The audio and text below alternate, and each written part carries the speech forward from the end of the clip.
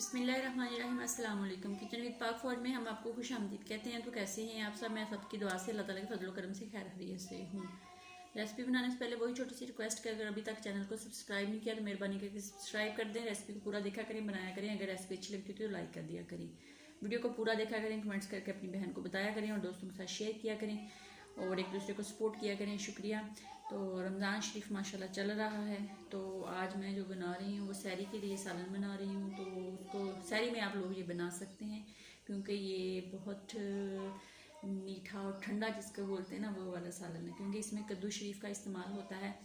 तो ये मेरे पास एक अदद कद्दू था, उसको मैंने इस्तेमाल किया है। आप इसका लिंक डिस्क्रिप्शन बॉक्स से भी ले सकते हैं। मैं चीज़ें आपको बता दूं, एक अदद कद्दू था और 2 अदद मेरे पास आलू थे, एक अदद बड़ी प्याज थी, एक अदद टमाटर था, लहसुन अदरक और सब्ज़ मिर्च का पेस्ट था 3 चम्मच और सुरख मिर्च का 1 चम्मच है, नमक हस्बे ज़रूरत, हल्दी का चाय का 4 चम्मच, सूखे धनिए का 1 चम्मच और चिकन अगर आपके पास थोड़ा बहुत फ्रीज़र में पड़ा है तो आप उसमें डाल लें। अगर नहीं है तो चिकन क्यूब्स डाल लें। अगर वो भी नहीं है तो वैसे भी बना लें। मेरे पास 1 पाव चिकन है, वो भी मैं इस्तेमाल करूँगी। कुकिंग ऑयल का आधा कप इस्तेमाल करूँगी। तो आइए शुरू कर लेते हैं।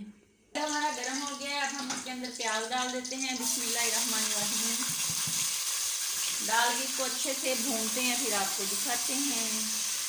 अंदर पानी जो जाएगा वो आप आधा किलो डाल लें या आधा किलो से कम डाल लें, लेकिन उसको गर्म करके डाल लें। मैंने पानी को गर्म करने के लिए रख दिया है और जैसे ही पानी गर्म होगा तो इसके अंदर डाल देंगे जब ज़रूरत होगी। में ये सालन आपको बहुत मज़ा देगा। पराठे के साथ खाएं, वैसे चपाती के साथ खाएं, तो इससे आपको ये है कि आपका रोज़ा नहीं लगेगा। एक होता है ना सालन खा के बंदे को प्यास बहुत लगती है, तो इसको खाने से आपको प्यास नहीं लगेगी क्योंकि ये बहुत ठंडा सालन बन रहा है।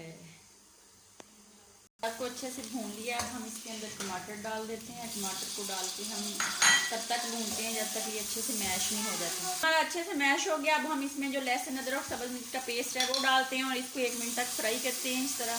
अब हम इसमें तमाम पाउडर मसाले डालते हैं और इसको 1 मिनट अच्छे से पानी का छींटा लगा के भूनते हैं और इसकी ग्रेवी टाइप बना देते हैं।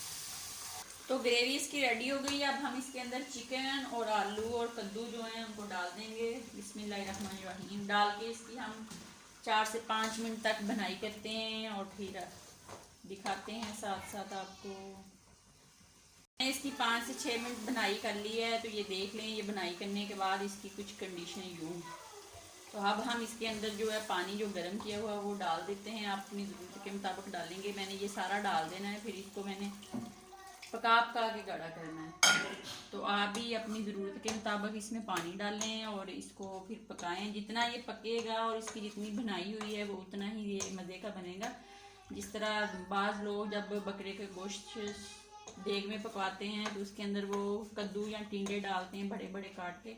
तो ये वो रेसिपी है, इसको ऐसे बनाएं और खाएं सहरी में पराठे के साथ। बहुत मज़ा देती है। अब मैं इसको 5 से 7 मिनट के लिए हल्की आंच पे पकने के लिए रखती हूँ और 5 से 7 मिनट के बाद मिलते हैं। 5 से 7 मिनट हो गए हैं, ये चेक कर लेते हैं। बिस्मिल्लाहिर्रहमानिर्रहीम। तो सालन हमारा रेडी हो गया। अब इसमें थोड़ा सा ज़ीरा जो रोस्ट किया हुआ वो डाल देते हैं और इसको डिश आउट करते हैं और आपको दिखाते हैं।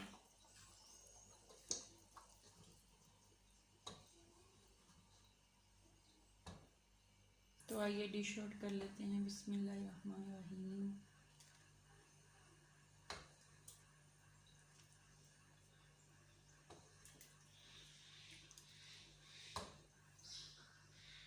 अब हम इसको गार्निश करते हैं सब्ज़ मिर्च से और सब्ज़ धनिए से।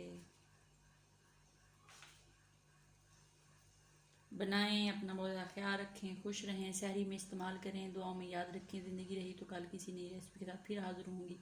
तब तक के लिए इजाज़त दीजिए। अल्लाह हाफिज़।